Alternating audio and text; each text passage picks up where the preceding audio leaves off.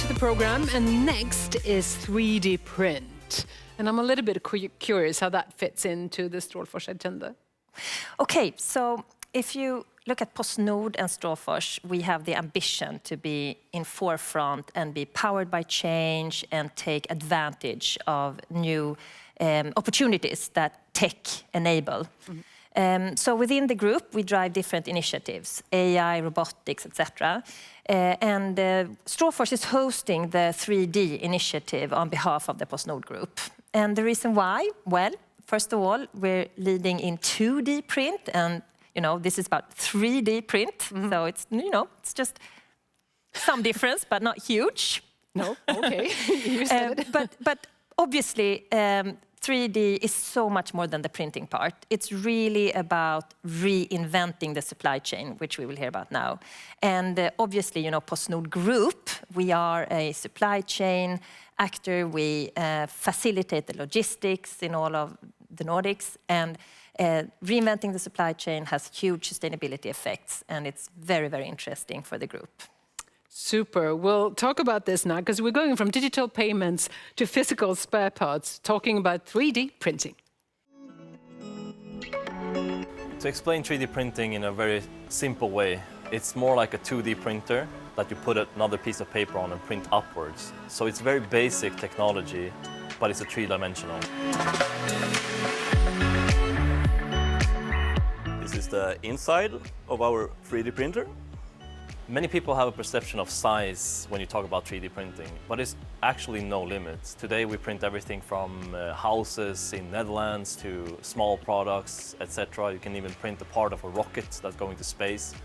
So I think the size is a very personal perception. To get started with 3D printing or ordering a part is very easy. You can upload an idea to our website, or actual part, or a drawing of a part, and our experts will help you to realize the part into a physical 3D printed part. And you get everything done in a digital format, so we reduce all the back and forth. We do a lot of testing, digital, analyzing.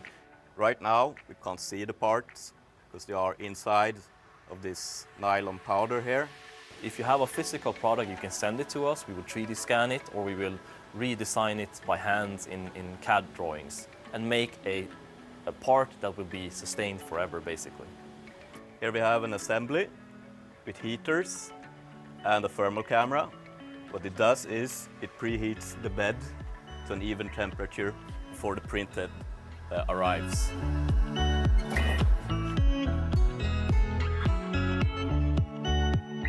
When I talk about sustained parts, I don't only talk about the part itself, I talk about a redefined supply chain in its whole.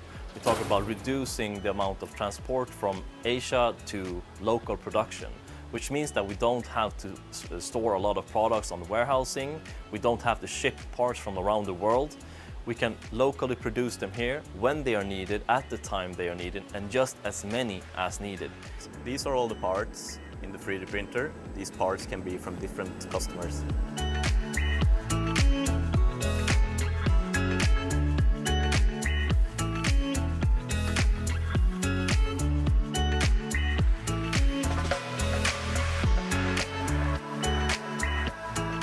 So you could say that 3D printing is the definition of a sustainable supply chain.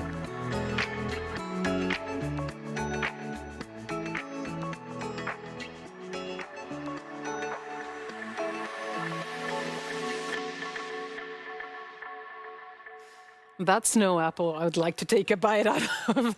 And we actually saw one of your parts there as well, Muharrem Saini from global elevator company Otis. A warm welcome here to the studio. Thank you. And we also have Thomas Lundström, head of 3D på Strålfors.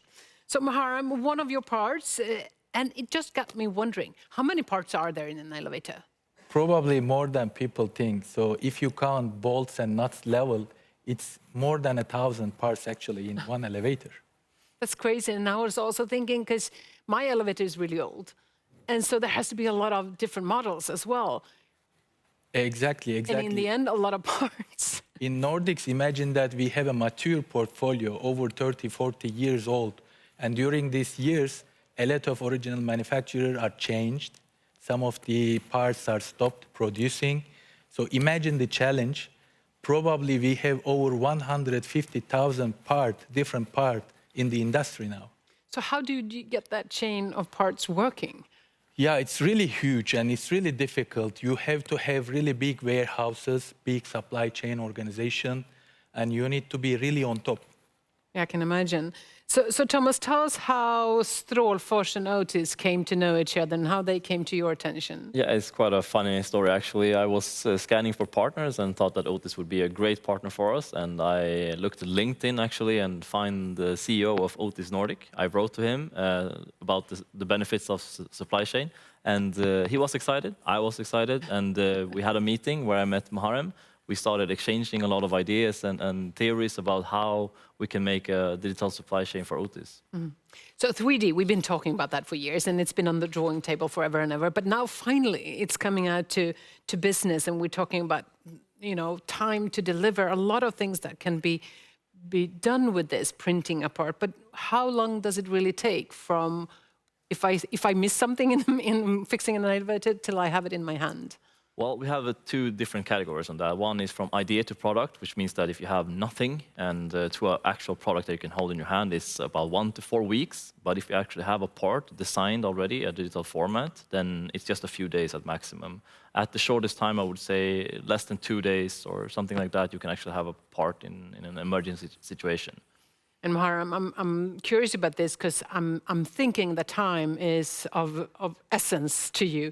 I mean, we have elevators at hospitals, airports, whatever have you. And even in my home, it's not nice when the elevator is stuck. Exactly. It's very crucial. I mean, imagine that you are turning back with the shopping, a lot of bags, and your elevator is not working. Mm-hmm. So really, we need to think about the supply chain on this industry in general, how we will move forward the people up and down every day. So we have a European parts center, actually, and the next day delivery for common parts. But still, it's a big challenge. I told you 150,000 parts. So you cannot keep all of them in the stock. You cannot ask them to send it immediately. So this is really requires another work on top of this. And then we came a point to idea of using 3D printing. Oh, okay, so now you're doing pilots, but if we think one step further, this could affect the whole supply chain if we're scaling it, right? Exactly. I mean, just imagine if we reduce 10%, 20% of those challenges using the 3D printing. So you are saving from the warehouse cost, warehouse area, imagine the travel cost, and on top of this, imagine the environment, so carbon dioxide, footprint, and so on. So it's actually perfect. So Thomas, how do you see that 3D printing will come along and change the way we work about the supply chain? I mean, like we see today, like Muharrem was talking about, is the fact that we can reduce a lot of the transportation distances. That's the most obvious thing that we talk about when we talk about sustainable supply chain. But in this area, we talk also about not overproducing parts and keeping parts in the warehouse that is not necessary to be there. So from our perspective, it's to help the customers create really a supply chain that is more digital rather than physical, removing all these warehouses on top of warehouses, securing parts in delivery time can be done in so many other ways today with minimal critical stock combined with 3D printing. And a lot of focus has been on supply chain, I mean, due to the pandemic as well, because we kind of noticed it wasn't as maybe secure as we thought it was, right?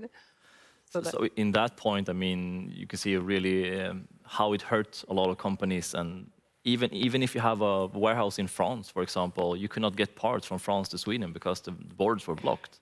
Imagine having that locally produced and not having to travel between borders.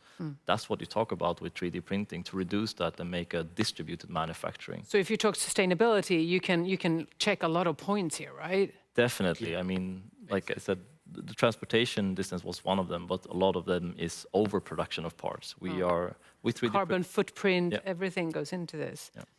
So Muharrem, what is your vision for the future if this becomes, you know, everyday life and if you look a bit ahead? Yeah, I mean, I believe that in the near future, manufacturers will start to use more 3D printable parts.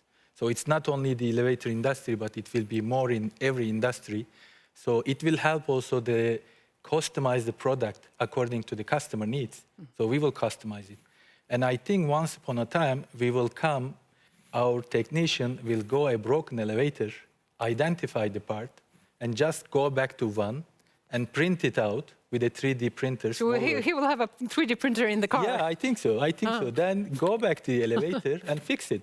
And probably we will have middle-sized ones in our offices or warehouse.